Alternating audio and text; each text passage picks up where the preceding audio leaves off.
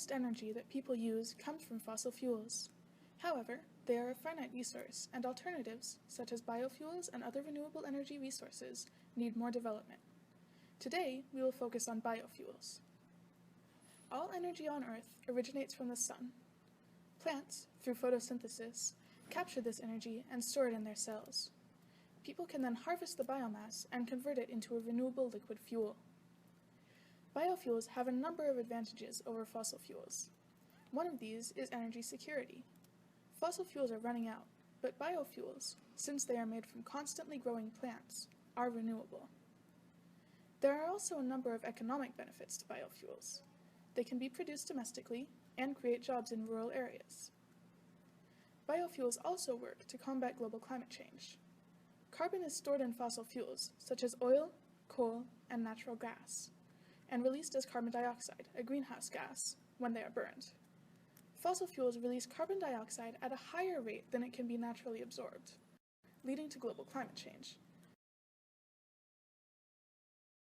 Although biofuels also release carbon dioxide, they consume the same amount during growth, so the levels of carbon dioxide in the system remain constant.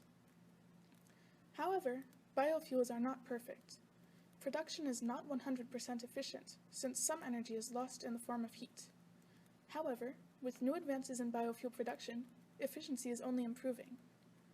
Although biofuels can be made from many materials, wood is particularly advantageous.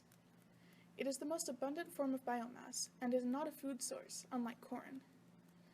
Wood can be recycled from other industries, as it is often a waste product. It is also a renewable resource. Through expanded use and development of biofuels, we can make our Earth a more sustainable place. Today I'm going to talk about the process of making ethanol from wood chips. While ethanol can also be made from corn, it is more beneficial to make it from a raw biomass like wood because wood is not a source of food. It is a 4-step process to convert woody biomass to almost pure ethanol, and each process requires a certain set of exterior conditions. The pre-treatment of the wood chips, which is already done for you for safety reasons, is the first step, and a very important one.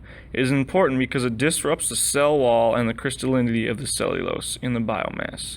It also separates the cellulose, which is roughly only half the biomass, from the lignin and the other components of the biomass.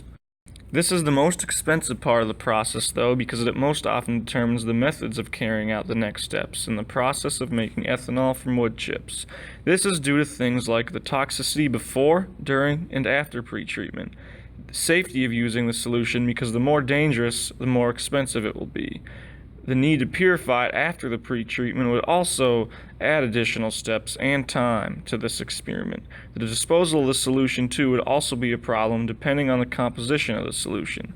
Finally, the amount of acid to pre-treat the biomass, because acid is usually not cheap. This step is where the enzymes convert the cellulose in the biomass to glucose. Like said previously, roughly half of the biomass is cellulose, and that's the only thing that can be converted to glucose in biomass. The cellulose should completely be converted to glucose, or nearly so. The next step is fermentation, which I'm sure you have heard of before. This is when yeast is added to the solution to convert the glucose to ethanol, additional products being carbon dioxide and water. The carbon dioxide bubbles off into the atmosphere while the water stays in the fermentation broth. The ethanol should, for the most part, stay in the fermentation broth. If too much time passes, because ethanol is a very volatile substance, it will evaporate easily if kept out too long. The last step is distillation, which I'm also sure you've heard of, is a separation process that happens because the normal boiling point of water is 100 degrees Celsius and the normal boiling point of ethanol is 78 degrees Celsius. The other trace chemicals in the fermentation broth have a much higher boiling point that won't be reached. When the solution is heated, both ethanol and water vapor will be driven up the fractioning column, but the water will drip back down because it's denser than ethanol and it's cooler in temperature at the top of the column as well. Then the ethanol vapor will fill the top area and be driven down the condensing column, where it's turned back into liquid and drips out at the end.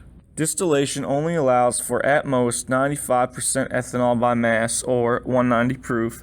It can only be further purified by chemical additives like benzene or chemical processes. These are simplified experiments in making ethanol. On a commercial scale, the fermentation and enzymatic hydrolysis would be run simultaneously to save money and time. The ending solution would then be pumped to a distillation unit.